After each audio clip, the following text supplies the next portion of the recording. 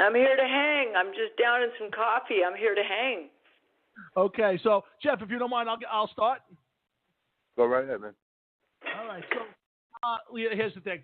So much for me to talk about. First, I want to talk about when you had the big hiatus. You took some time off. You come back. What is the most difficult part when you come back? Like, how difficult was it to gear back up after the layoff?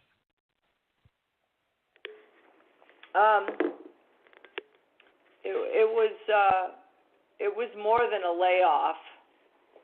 It was being literally brainwashed for 16 years, and then coming back into the music industry and trying to remember who you were.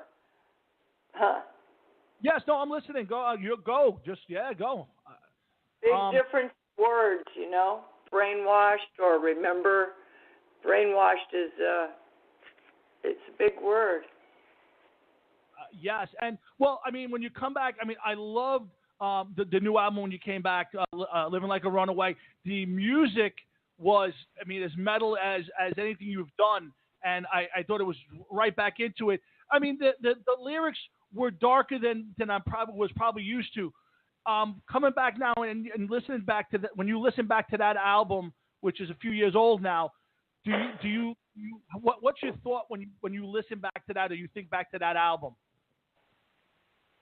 Oh, I love it. Yeah, I love it. I think it's a great album. It's real. You want to know the true story or the real story of what happened? Just listen to the record. Yeah, I mean, you can. I mean, obviously, there's the words of that you wrote was probably a big part of your life, but it was I loved it because from the very first chord to the very last, it's pure metal. I mean, the music was right back to where I think to the beginning. Your first couple of albums were real hard rock, heavy metal. It got by Lita, it kind of got to be a little what they call pop metal. It was more commercial, but those early albums were just right in your face.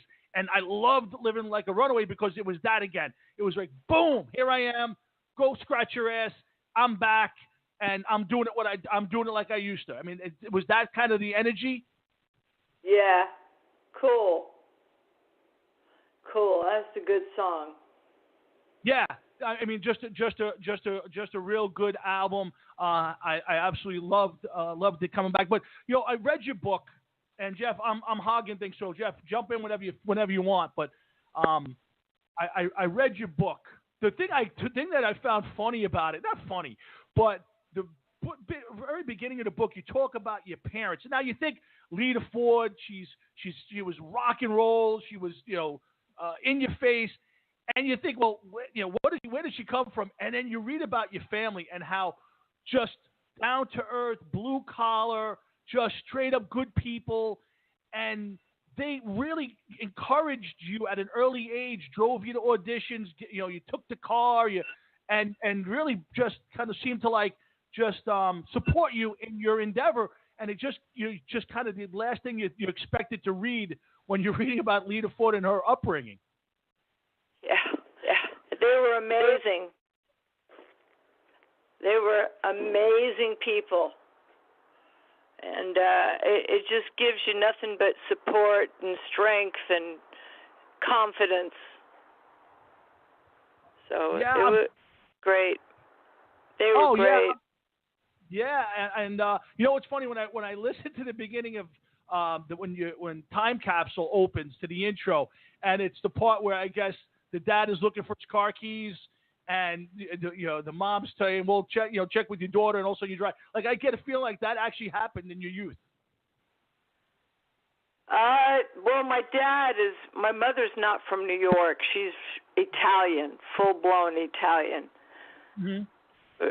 She doesn't talk with a New York accent, and that was Chris. It was supposed to be Chris Holmes. But we replaced him with my guitar player, who sounds better. So. Okay. Now, now we're talking about Time Capsule. So let me ask you a little bit about Time Capsule. There's rumors, there's this, there's that. Is Time Capsule, and I don't know if you can tell us, but is that album the album that kind of never got released back in the day? And it can, people talk about Tony Iommi was the producer, that never got done, but now this pops up, and I look back to the people who were on it with guys like Gene Simmons and Billy Sheehan. Is that the lost album or the never released album? No. Really? No. Wow. So that's still in the archives then. Yeah. Wow. Okay. So. Yeah. Okay. So that's I guess that's something that may never show up. So do you think you'll ever want to release that album? I mean, is there something there that you say, well, maybe someday, I'll want to put that out for people to hear? Oh, absolutely. Absolutely. It's so hard these days to try to find people that have studios, and it's like, well, I can't do it on that day. How about you doing it on this day? Like, no, I can't do it on that day either. trying to coordinate schedules, Sure. Well, yeah, it's got to be tough nowadays. But getting into the book was it the right time for a book, or was it more you wanted to kind of unload and get the word back out and get the message that you were back? And what was the thought about putting the book out at that point? Oh, when the book came out, I was scared. I was excited. I was everything at the same time. Like all the feelings you could possibly feel all ran through me at the same time. And then fucking the New York Post. And I got a feeling Joan Jett's manager might have had something to do with this. But the New York, because they wanted it, the first impression stays with you, right? When you see something for a first impression, and it said sex, something about drugs, and all the garbage that they could possibly pick out of the book. They picked it all and put it in a list on a row on the cover of on the New York Post. And I thought, of course, what else could my book possibly fucking be about? I was so mad. I was so mad because there's love stories in there, for God's sakes. There's funny things that happen in that book. There's life and death in that book. There's a lot. Oh, I think they missed it. I think if you don't, if you only try to skim through the book and only go to like where the big name stuff is, I think you miss it because the book really is a deep, a love story, a love story with your family. I mean, if you really get through the book, there's a lot of funny stuff. I think people miss it, and I think there's also a big message in there. So I didn't see that by that review by the New York Post. I read the Post every day here in New York. But I think that is a misinterpretation. It really was a great book. I have to say, I read through it in about 4 days. I just couldn't put it down. It didn't sound like it came from them, It was like, okay, who paid what to do who, Yeah, I got you. Yeah, but I got you. It's good reading. I know what you mean. It's good reading, easy reading, and that's nice because sometimes it's like, oh my God, all I want to do is relax and read a book. I don't want to try and figure out what this word means and that word. It's too much. No, but it was funny, and you tell some great stories, and you got some in depth, and you would think at this point in time. All that, you do see stuff that's, I know like even with the movie that they did, they kind of didn't feature you enough in it. And all the people talk about how maybe Joan Jett's management didn't want to give you the recognition you were due because realistically, of course not. Right. I mean, you come out, listen, you're obviously was the real musician in that group. You had the better career, and I'm not knocking Joan Jett. I don't think she's a Rock and Roll Hall of Famer. And if she is, for sure, you should have been there twice already. So I don't get all of that. And, at this point, people should not live in the past and in the pettiness of it.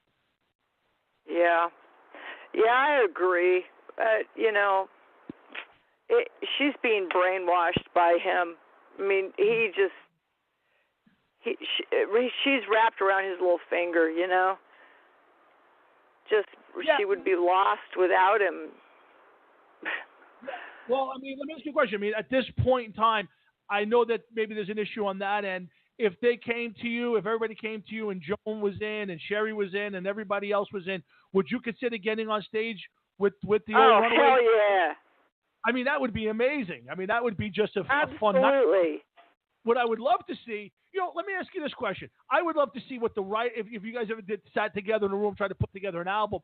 But at the end, was it getting too punk for you? Was it going that direction too much where you were more the hard rock, the Rainbow, the Zeppelin? Were they trying to be too Ramones for you?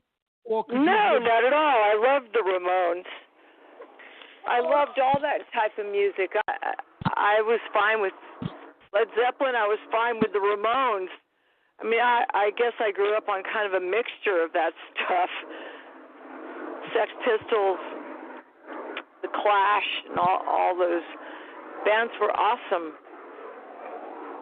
They were great. Yeah, and so did we. We all did here too, and I love that genre of music. But now let me ask you this: you put out the first album, and you rip it up, but it's not a commercial success that it should have been. But it wasn't quite ready for it. But you established yourself as, I'm not just this pretty girl who I'm sitting up here. You're a real great guitar player. But it takes it to Lita to get that commercial success. But there's such a difference in the style of music. The first album was more hard, and then you get to that more commercial stuff.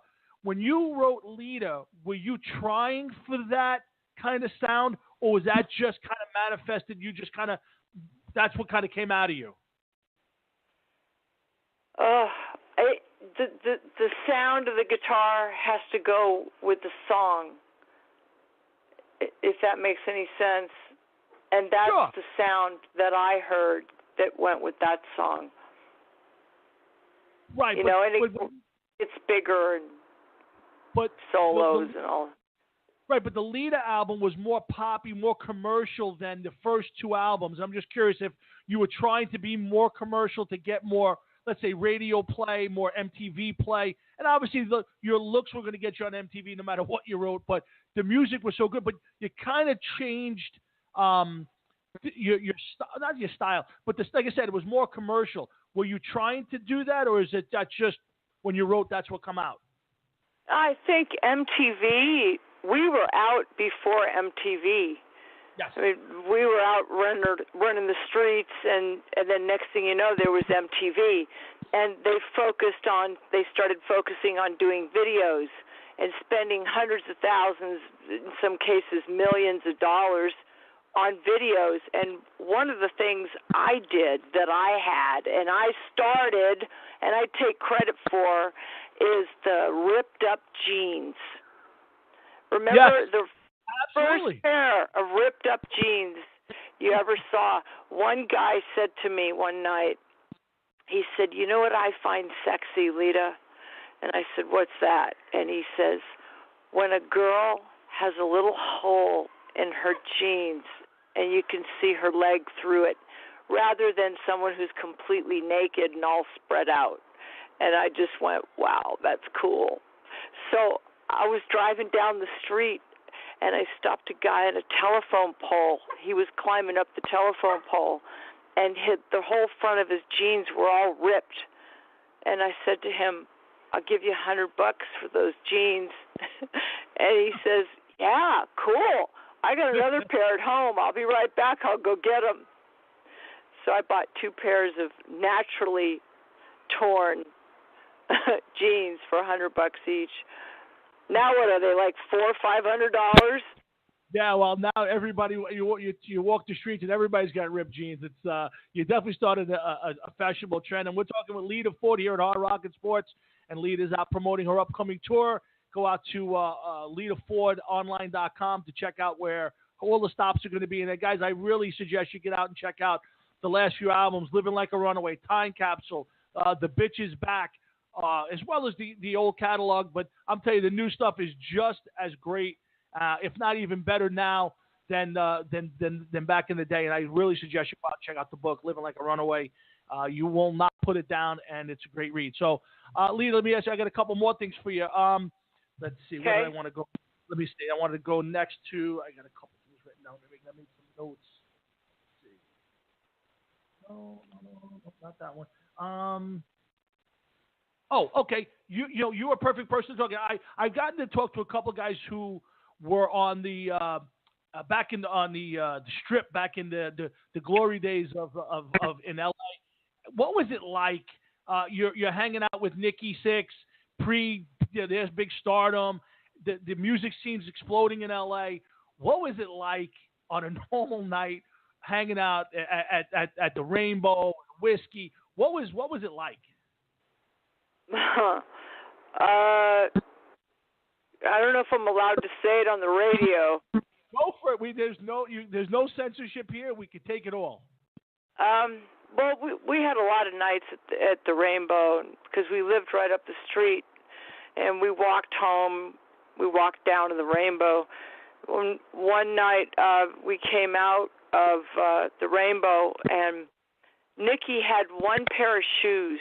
They were the ones that go over your knees, and they're bright red. They're hustler boots. And he had one pair, and they were 2 sizes too small. And he's trying to walk home in these hustler boots, and he's got his spiked black hair. And this college student, who was Mr. Let's Pick on Somebody, decided he wanted to pick on Nikki. So I handed Nikki my belt because this guy was wailing on him. And Nikki started swinging the belt, and by this time the police had arrived, and Nikki hit one of the police officers up against the side of the head with the belt. So I ended up putting my car up for the night, and we got him out of jail the next morning. But it was just crazy, It's crazy, and this was like on a regular basis. It was always something. Wow. Always something. Now, speaking of the Rainbow, you wrote some stuff with Lemmy, and I'm assuming you hung out and spent some time hanging out with Lemmy. What was it like jamming, and what was the song that you guys wrote together? I made a note and I can't find it. You guys wrote a song together. Am I right? Can't catch me, can't catch me, catch me if you can. Let's see. Oh, what a pity, such a pretty boy. California's little pride and joy. Remember that one? Sure. I would just listen to it today, and I didn't know that you wrote with Lemmy, and I thought that was an amazing pair. What was it like sitting around in the Rainbow hanging out with Lemmy? I mean, God rest his soul. The guy was a musical genius. What was it like sitting there just getting to jam, play music and writing with a guy like Lemmy? It just was very natural and very easy going. He's just such a wonderful, easygoing guy. He doesn't stress you out. He minds his own business. You leave him alone and let him do what he wants, and don't tell him how to live his life, and he's happy. He's happy. Yep. So, well, again, it was writing with him. Yeah, it had to be. Who is? Well, you know what? I got to ask this one first before I forget. I got to ask the question. We hear all the stories about the guys and their groupies, and I'm not asking for stories. I'm not asking you for any stories. I'm just curious. It's a curious question. Back in the day, all the bands used to talk about how they would have their roadies go out and they bring girls back to backstage and hang out, and whatever they did. They were consenting adults. Was that part of the with people like yourself and other female artists do the same thing? Was there any of that stuff, or was that not part of the Lita Ford? What do you mean? Go backstage and hang out? All I'm saying is, if when you're on stage, you're playing, and you look out in the audience, did you ever say, "Hey, that's a good-looking guy. Could somebody get him backstage for me after the show?" I know the guys. No, I never did that. I was just curious because I've never heard of the female version of that. I've heard the guys talk about it all the time, but I never knew if somebody like yourself did anything like that. So I had to ask the question. Yeah, it's a good question, but no, I never did. I always hung out with rock stars. Yeah, I know. In fact, you mentioned the book. You got to hang out with Richie Blackmore. There's the very fun, I don't know if it's funny, but the interesting story about Eddie Van Halen. I think he wound up climbing out the window of your bathroom because somebody came in that wasn't expected to come in. So Yeah. Joe, I remember that story. Tell me the Eddie Van Halen story. Come on, give me that one. Yeah. He was gone. I opened up the bathroom door, and he chickened out, and he got into the bathroom, and he said, "Hey, if any one of you kill me, just bury me with my guitar." And he slammed the bathroom door. So I got this guy to leave, and after he left, I opened up the door and said, "It's all right, you can come out now, Edward, fucking pussy." And I'm looking around, and he's gone. He's not anywhere to be around. So I'm thinking, well, he either went through the air vent, which is straight up in the middle of the roof, or he crawled out the shower window, which is really skinny and little, and up on the 4th floor. So I figured that's where he had to have gone, because he didn't have a shirt on, and he had on my pants. And I remember... Wait. Why did he have your pants on? Because we were just playing in clothes and stuff. Okay. We were just playing with clothes. Stupid. We were just drunk. Okay. And my friend Mark, of course, is too big to get out the window of the bathroom.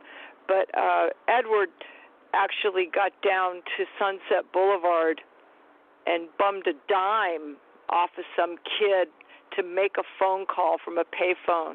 That's how long ago this was. Wow. And he called the police, and the police actually showed up. Holy cow, that is funny. Wow. Yeah. I'm trying to wrap my head around Eddie Van Halen wearing your pants, but I'm going to try not to have that thought. Jeff, do you want to think about Eddie Van Halen? Well, they were the 501s, the button-up 501s. Kind of unisex. That's okay. That's fine. Listen, to each their own. I will never judge Ed. Ed's the guitar god as well. And speaking of guitar god, you recently got an award, and kind of a Hall of Fame kind of award. At this point in your career, when you get stuff like that, what's the thought process? Is it just like, oh, that's nice, or does it really kind of validate? Does it help validate who your career? To me, it validated my career.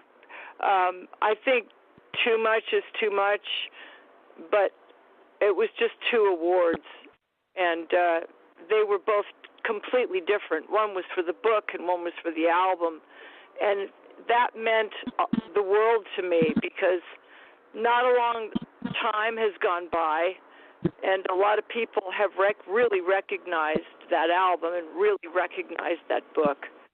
And I think it was well-deserved. I mean, I'm not blowing smoke up my own ass here, but I really do. Well, I agree with you. I think the book was great. Like I said, everything I've read. Is there something new coming? Do you have any new albums coming out? Are you working on any new material? I am. I've got quite a lot of stuff I'm working on, actually. So we're just trying to wait and see what's going to happen first. Two or three different things. So okay. I can't give it away, or I'd talk about it. No, that's fine. Listen, it's not the place to break in the new material. I know there's bigger places to get to put that stuff out, and you're still working on it. But we'll hope that you'll come back once you do announce it and talk to us some more and let us in on the big news. But again, I'm such a huge fan, and I really kind of was so looking forward to this interview, and you did disappoint. And I want to there's one or two things more before I let you. I know I've had you for 40 minutes already. Just bear with it. When people call you the Queen of Metal, in the back in the day, I know they used to bother Halford a little bit. He used to talk about the metal god, but now he seems to embrace that. Do you embrace the fact that people consider you the Queen of Metal? And I think it's something that's well deserved. You broke the glass ceiling back in the day. You were the first one to come out and not only sing it but play it really well. So now when you look back, do you say, yeah, I am the Queen of Metal? I do deserve the title. There was one title that, for me, it beat Queen of Metal, which was the First Lady of Rock Guitar. And that came from Marshall Amplifications and Guitar Player Magazine. Mm-hmm. And they dubbed me the First Lady of Rock Guitar. So that's rock royalty. Oh, yeah, absolutely. Absolutely. Oh, my God, yes. And let's see. So, let's see. I'm sure I've been jumping around because like I said, I'm excited to talk with you. And again, guys, make sure you check out LitaFordOnline.com for all things Lita. Remember, this Saturday night in Uncasville, Connecticut, at the Mohegan Sun Casino. Check out Lita. She's also coming up December 1st in Tulsa, Oklahoma. December 2nd in Emporia, KC. Dallas, Texas. Indianapolis. Should be in Vegas coming January 5th. Lita, I hope that all of this is as successful as you've been with your last few projects. We appreciate you coming in, you calling in, and giving us a good amount of your time tonight. What do you do for Thanksgiving? Are you a holiday person? Are you a Christmas person? What's your feelings on the holidays? I just plod through them like they're any other day. Okay. There's always a lot of people that invite me, and I love it. So I'll go over real quick and say hi to one person, then jot over to the other person's house, and then jot over to the other person's house. Next thing you know, it's been 2 days. So, Oh, good for you. Well, listen. Say hi to everybody. Absolutely. And again, remember, guys, we're talking with Lita Ford. Remember, December 9th, Toys for Tykes. We'll do a little more work, a little more promotion on our Toys for Tykes event, December the 9th. And I'm saying it now because while Lita's on the phone is our biggest spot of guests. So I want a lot of people down giving away toys for the kids. Christmas is about the kids, and we're going to make sure that as many kids goes home with toys as possible. So, Lita Ford, I want to thank you personally. Definitely. I appreciate you giving us your time. You are a wonderful guest, and I hope that you'll come back again sometime and spend some more time with us, and maybe I won't be as nervous next time. All right, I sure will. Thank you. You're very welcome, everybody. This